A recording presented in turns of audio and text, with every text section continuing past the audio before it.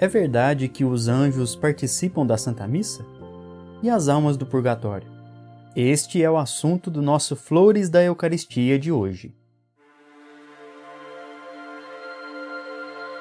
Em nome do Pai, e do Filho, e do Espírito Santo.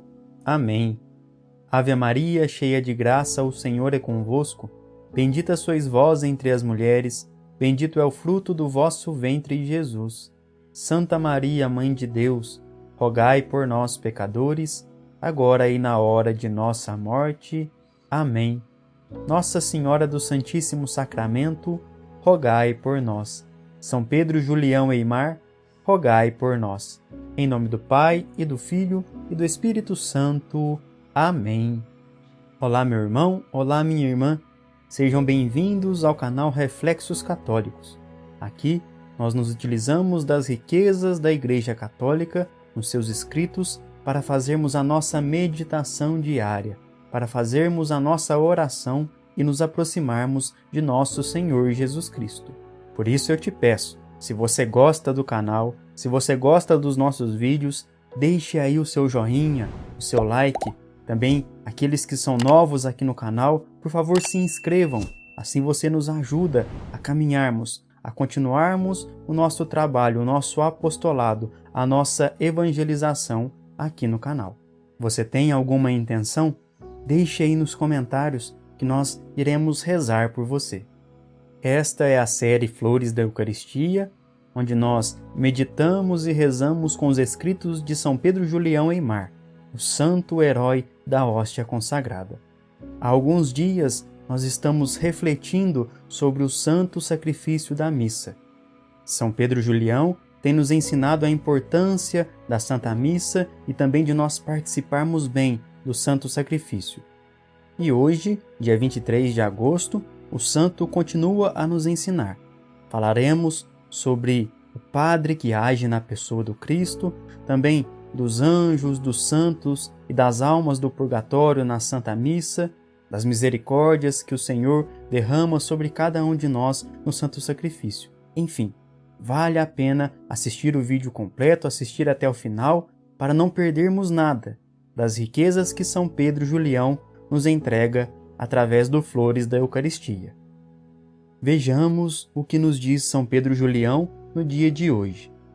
No momento em que o sacerdote, cercado de legiões de anjos, se inclina profundamente em sinal de respeito para com a ação divina que vai realizar, e em que, falando e operando divinamente em lugar da pessoa de Jesus Cristo, consagra o pão e o vinho no corpo, sangue, alma e divindade do homem-Deus, e reproduz o mistério da ceia.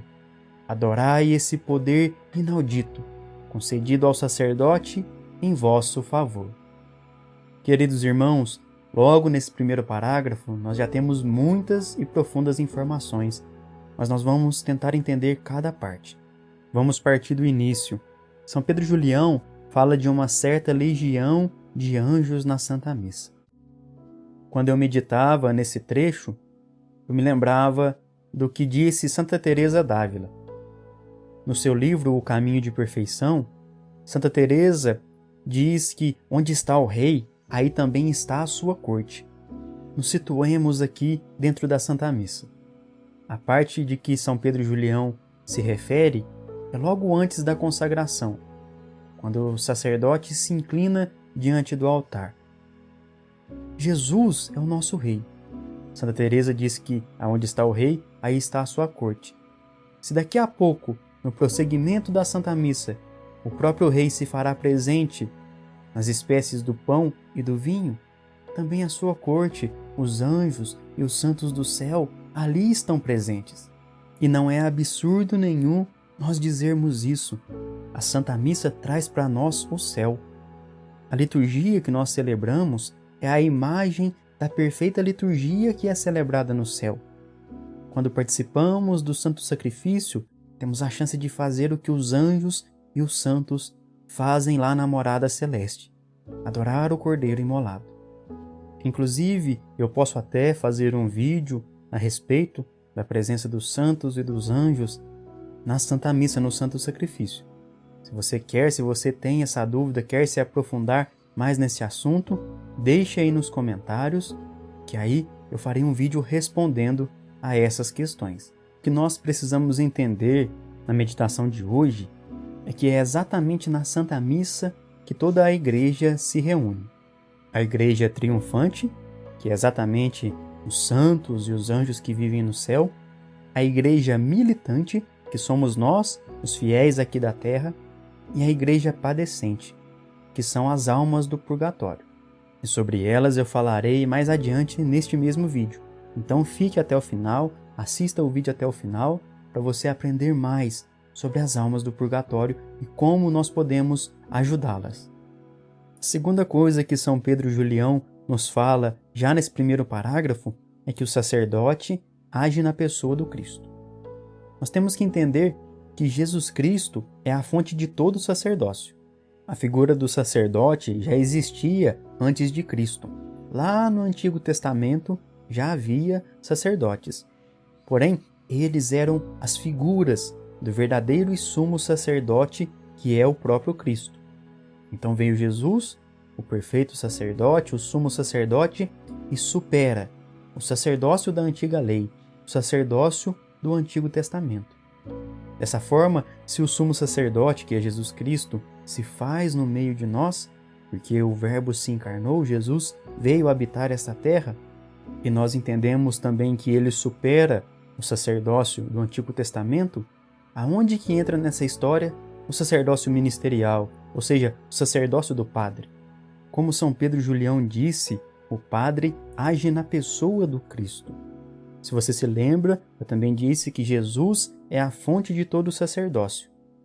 E aí, o Papa Pio XII, na sua encíclica Mediator Dei, vai nos explicar o que é esta ação sacerdotal, como que o padre age na pessoa do Cristo.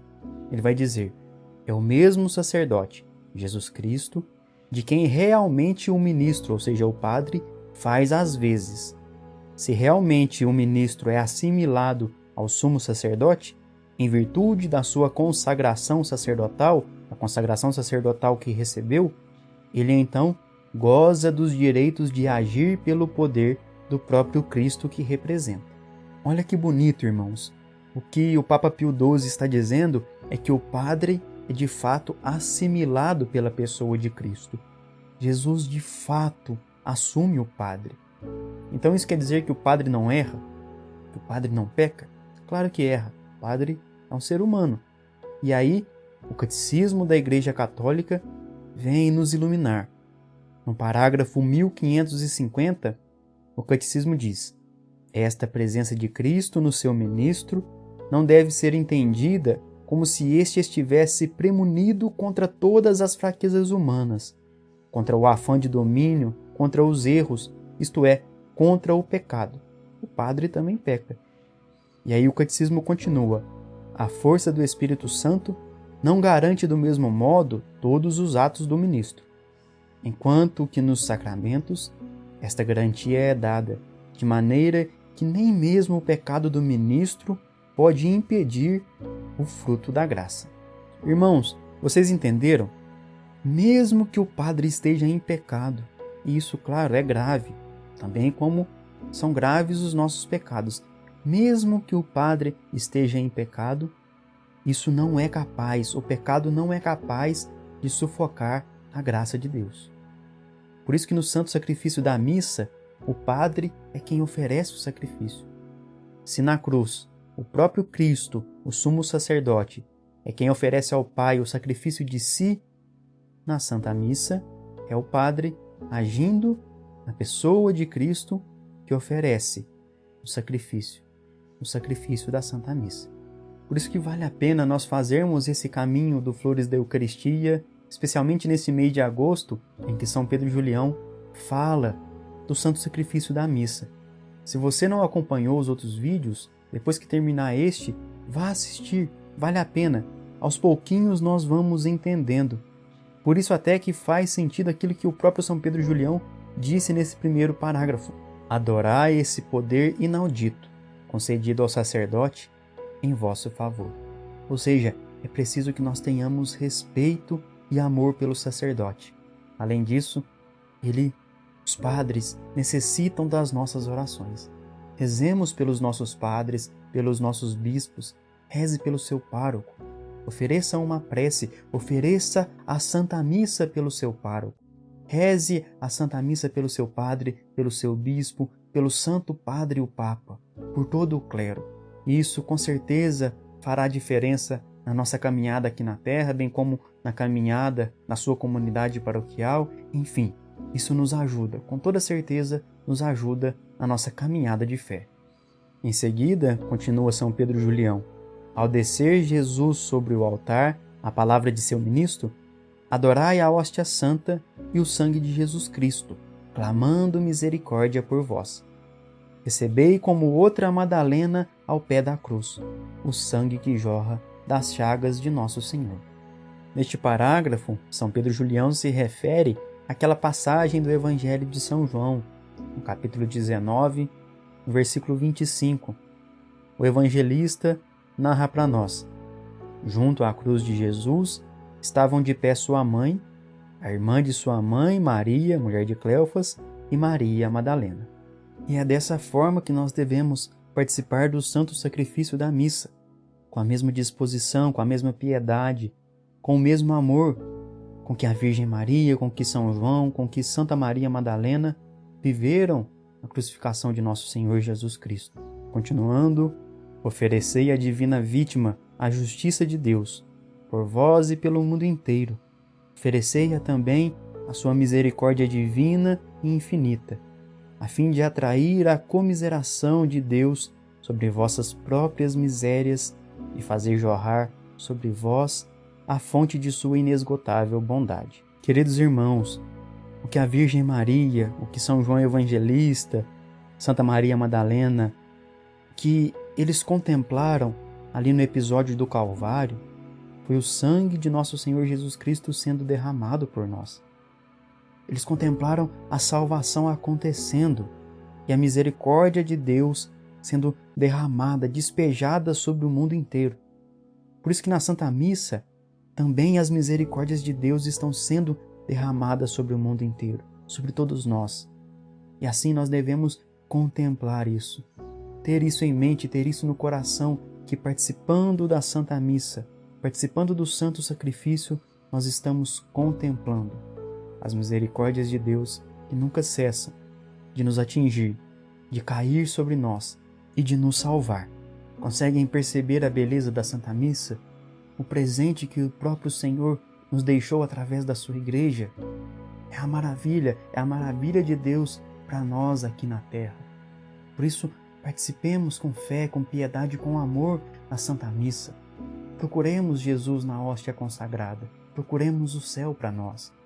Por fim, o santo herói da hóstia consagrada nos diz: ofereça ainda a vítima divina a esta mesma bondade de Deus, para que ela se digne a aplicar os seus frutos de luz e de paz às almas sofredoras do purgatório, e para que este sangue, substituindo as chamas, acabe de purificá-las, tornando-as dignas do paraíso. Irmãos, a Igreja nos ensina, através do seu catecismo, no parágrafo 1030, que os que morrem na graça e na amizade de Deus, mas não de todo purificado, ou seja, os que não morreram em pecado mortal, mas que ainda precisam ser purificados, embora seguros de sua salvação eterna, já que não morreram em pecado mortal, por isso eles têm a garantia da salvação, sofrem depois da morte uma purificação, a fim de obterem a santidade necessária para entrar na alegria do céu. Veja, nós entraremos no céu completamente purificados, limpos de todas as penas. Por isso que o purgatório ele é necessário. Ele é necessário porque nós pecamos e aí nós confessamos, mas o pecado deixa uma pena em nós. Nós somos completamente perdoados pelo nosso Senhor. Tanto que, se nós não morrermos em pecado mortal, se nós nos confessarmos antes da morte, se nós recebermos a unção dos enfermos e se nos arrependermos verdadeiramente dos nossos pecados, nós seremos salvos. Mas é preciso que nós sejamos purificados dessas penas que o pecado causou em nós. E assim, as almas do purgatório, ainda que serão salvas, terão a certeza da salvação, precisam passar por essa purificação e elas necessitam das nossas orações. A igreja padecente, que são as almas do purgatório, necessitam das orações da igreja militante, que somos nós, os fiéis aqui da terra. As nossas orações, elas ajudam a acelerar o tempo de purgatório dessas almas.